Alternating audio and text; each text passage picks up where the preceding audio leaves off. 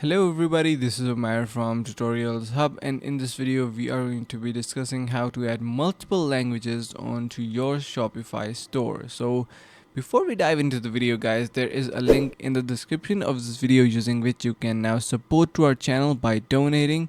And yeah, so as I told about, get you can get first month on Shopify for just $1, and that is a really great option and deal guys, so make sure you do not actually miss that.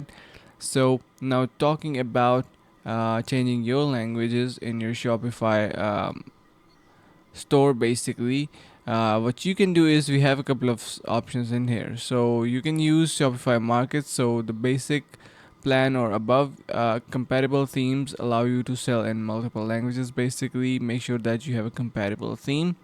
So another thing is create multiple stores. So basically if you create multiple store, what that is going to be doing is that you are going to be adding new products with different languages in other stores. So you have that dynamic availability of languages, and you can simply translate your each and every lines that are being written in that particular store.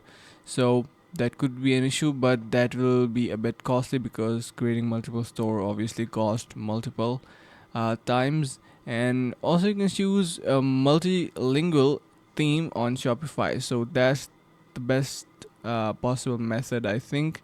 Make sure to use a multilingual lingual thing and theme. And yeah, so basically that is a couple of set of solutions that you can use, and I hope this helped.